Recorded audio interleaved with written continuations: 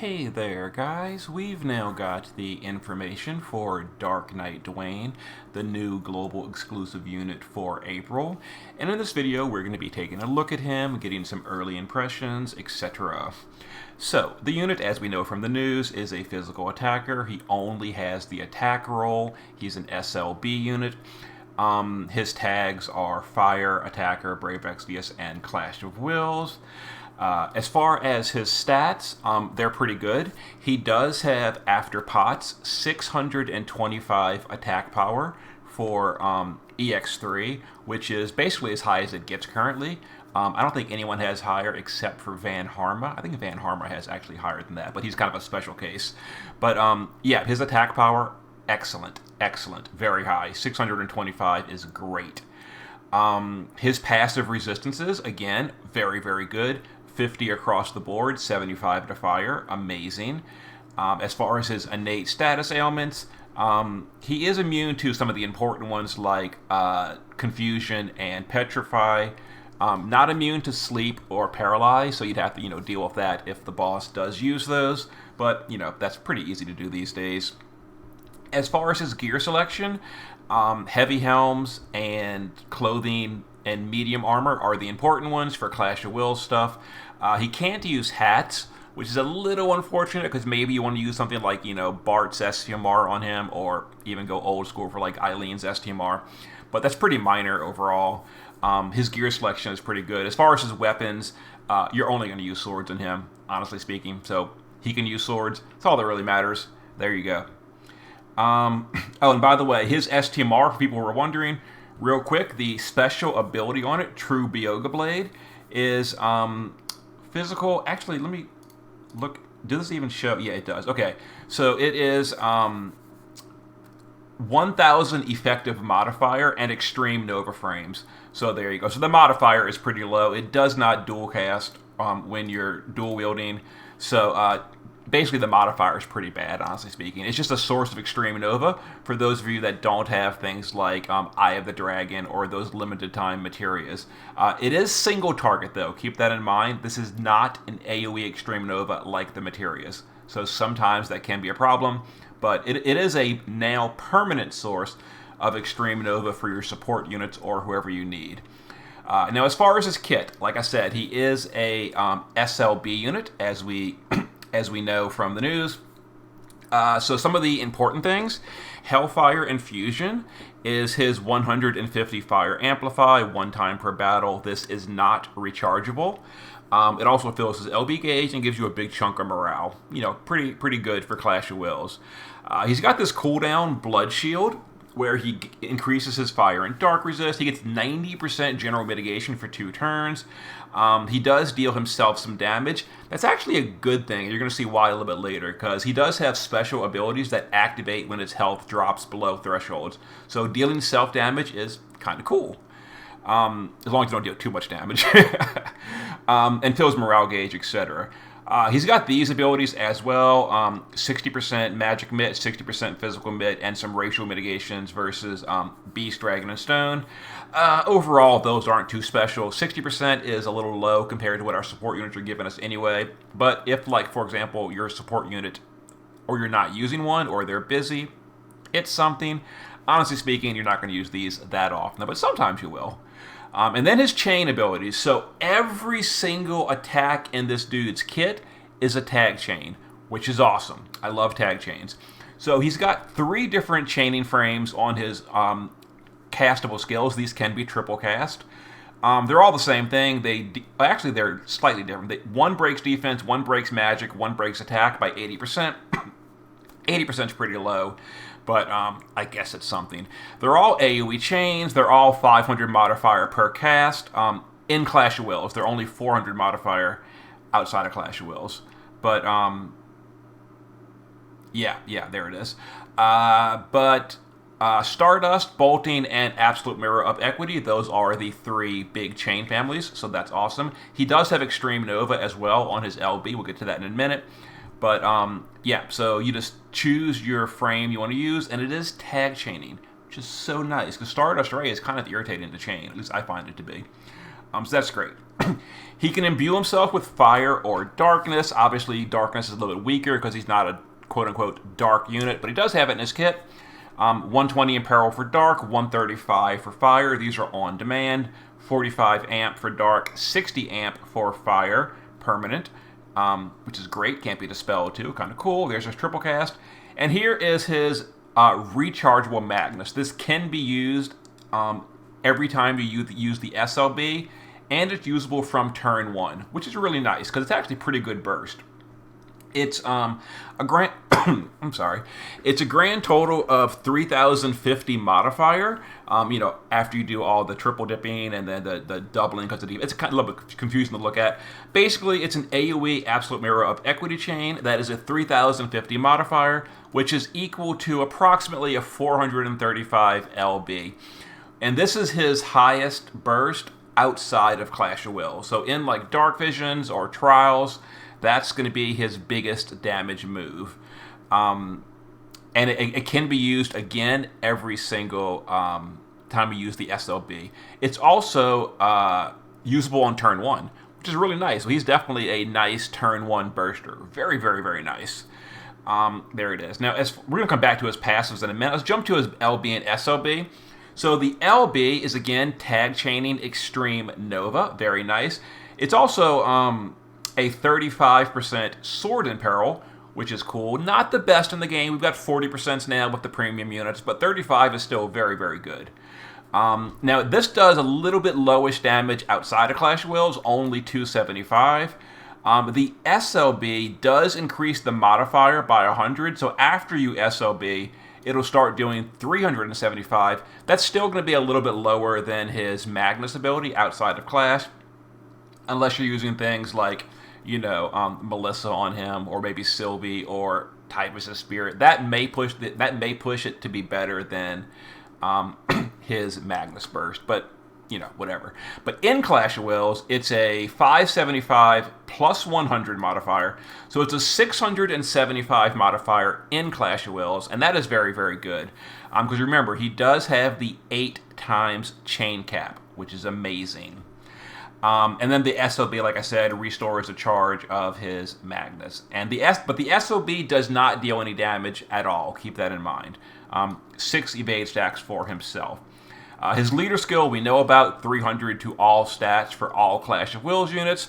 It's overall worse than ranged leader skill, but it does apply to units like Nier, and currently Cloud will get this as well, because currently Zac is not out, so therefore Cloud has no other source of leader skill, although Zac's will be better for Cloud specifically later if you decide to pull for him. Now, as far as his passives, EX2, pretty typical. It gives him some attack power, and then gives him his LB at the start of battle, plus a little bit of morale gain at the start of battle. At EX3, he gets 500 more attack power, and he'll start auto-casting 300 morale per turn at EX3, which is pretty nice, but not critical, so if you don't have him at EX3, not the biggest deal. Now here's his chain cap. He is at 8 times chain cap by default while dual wielding. You don't need any kind of gear for that, so that's kind of really nice. He has a bunch of attack power passives. He's at 350 attack power out of 400 while using his STMR and dual wielding, which is amazing. He does only have 200 true dual wield, meaning he needs 200 more from sources. If you're using his own vision card, he gets 100 from that. Then you can get the rest from, like, Onion Knight's STMR,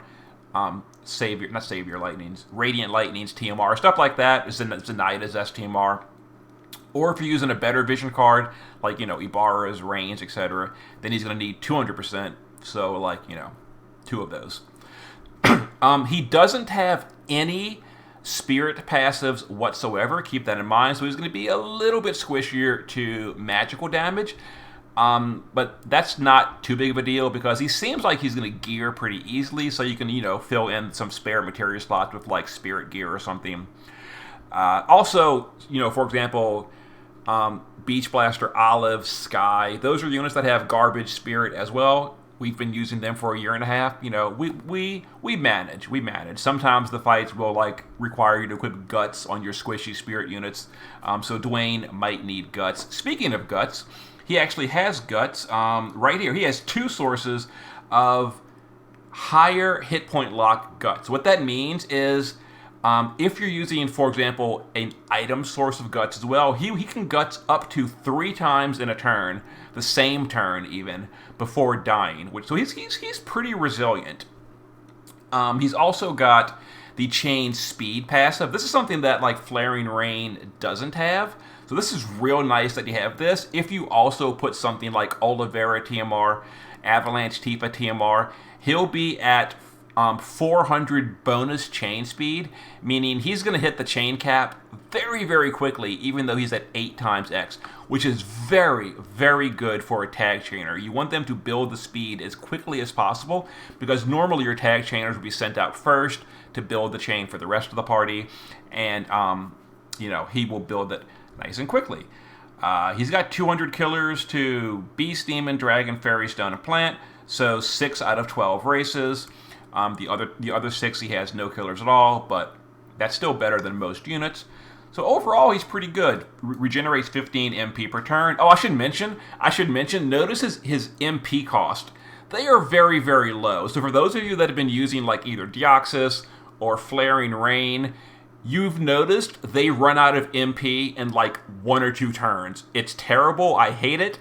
And I struggle with that on the JP server constantly, because when you're trying to chain with Deoxys on an off turn, like his MP goes from full to 0 in like a turn. It's horrible.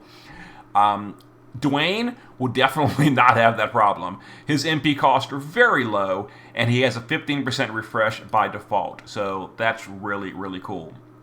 Now, he's also got this kind of stuff.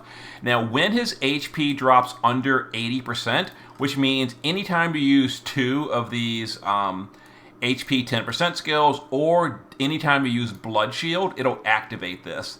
And also, I think his chains cost health as well. They don't, the imbues do. Okay, never mind. But yeah, anytime you use 2 of those health drain skills or the Blood Shield by itself, it'll turn this on, and it'll give him an attack and defense buff, and it'll give him break immunity to attack and defense. Very, very nice. Also, when his health goes below 30%, he will get Omni Killer to everything of 160%. That's pretty cool. So he has 160% killer, active killer, to every race in the game.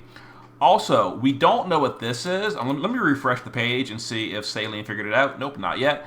He said this is a brand new effect that Global doesn't have yet, so therefore it's unknown. But something else happens when he goes below 30%. We don't know what it is yet. We might have to wait for the game to come up to figure out what that is from the in-game text, or maybe, you know, the data miners will figure it out by the end of maintenance. We'll see.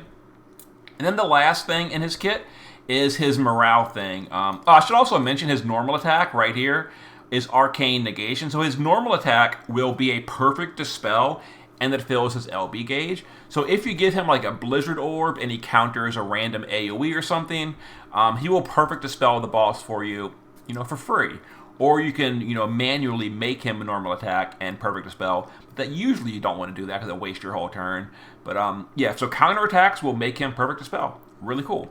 And then the last thing is when he's in Clash of Wills, he has his Arcane Supplementation, which is that skill that overcaps the normal cap. So 450 stat buff, 350 LB buff, triple Mirage for the party, it cures breaks, fills morale, and it's on a 10-turn cooldown. So in most cases, that's going to be a once per fight in Clash of Wills.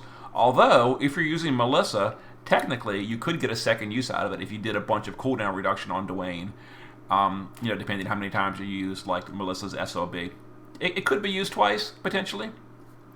Anyway, so that's his entire kit. So, you might have noticed so far, he has basically no support for the party at all, except for this buff. This buff is obviously really good support, but other than this Clash of Wills buff, he doesn't really do anything for the party. He doesn't have any stat buffs, imbues, no amplifies for the party, killers, nothing. He is totally self-centered, except for that Clash of Wills buff. So he is just a damage dealer. I did some early calculations, and this is very early calculation. I'm just estimating his build, but he looks to be extremely high damage in Clash of Wills. Now let me give you the disclaimer. This is like the absolute top end, best in slot build. So this is like Dwayne using Flaring Rain's Vision card. This is with Dwayne having Rain's leader skill. So this is like the best you can make him. So at the very top end, he is, by my calculations, the best damage dealer in Clash of Wills currently. He's at about 808 billion burst damage at his peak, and then Ibarra at her peak is at about 689. So he's doing a lot more damage than Ibarra in Clash of Wills. Now in Dark Visions, here's the Dark Visions calculations I have. Rain does still rule the roost in Dark Visions. Dwayne is good in Dark Visions. He's not the best ever. He's definitely up there, but he's more of a Clash of Wills unit, but he does seem very, very good in Dark Visions. But again, remember, he is just a damage dealer. No support for the party at all. But he's really good damage. He is a tag chainer, and he's non-elemental, so he can go to any element you want. Every attack in his kit is non-elemental. He is not locked to anything, which is awesome. Although this is with his 150 amplify. But so Dwayne, definitely a very high damage dealing unit. He does seem extremely easy to use. Rotation seems very smooth.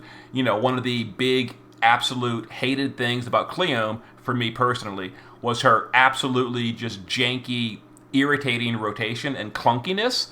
Dwayne seems super easy to use. Like literally, it's all tag chains. Don't really have any setup. The only setup he even has is you want to use the SOB to get the maximum damage for the LB. And the LB is not even his main damage in Dark Visions. So, he is just really, really easy to use. I'm pretty happy with Dwayne. To nitpick a little bit, I would like him to have some kind of support. Like, at the very least, an AoE killer for his own Clash of Wills. Because I was building some teams for Clash of Wills and trying to get both Stone Killer and Beast Killer on the party without bringing both Melissa and Sylvie at the same time. It's a little tricky to do. It's doable, and I'm going to do it, but it would have been real nice for him to have, AoE Stone and Beast Killer, even if it's only, 150%. But, he does have it for himself. Like I said, if you bring his HP down, for example, use his self-damaging skills to trigger the skill, he does have 160 killer. Ibarra does buff her own killer by 250 to both. So, I think. Actually, Ibarra might be missing Stone. I don't know. Anyway.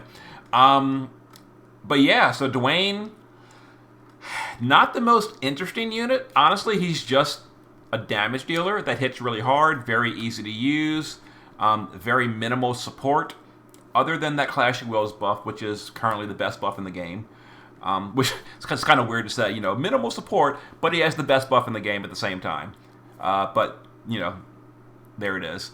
So I'm definitely happy with the unit. I like him. I'm going to pull for him.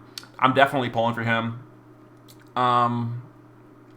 Yeah, not a whole lot more to say. I mean, he deals damage, he chains, and that's it. That's all he does. But he does it really well. He is, like I said, he is high damage, and it's non-elemental damage. So that will hopefully last for a while. Yeah. I am definitely pulling for Dwayne when servers come up. So I'll be doing that. Also, I do plan to stream Clash of Wills again. So I'll log on, I'll do my, my usual stuff. I'll do arena orbs, all that blah, blah, blah. Then I'll do my Dwayne pulls. I'll probably record it, but upload it later because I want to get directly into streaming Clash of Wills as soon as I finish the polls. So I'll finish the polls, then I'll start the live stream. We'll go into Clash of Wills. We'll die 100 times, figure it out, and potentially get rank 1. We'll see. Anyway, there's the early impression of Dark Knight Duane. Definitely a good damage dealer. Do I think he's a must absolute have? Probably not. If you've got some good damage, if you've got Ibarra and Flaring Rain, I think you're fine for Clash of Wills without Dwayne. I don't know until it comes out, but I think he's maybe skippable, but he's definitely good, and I plan to go for him. Okay, See you in a bit.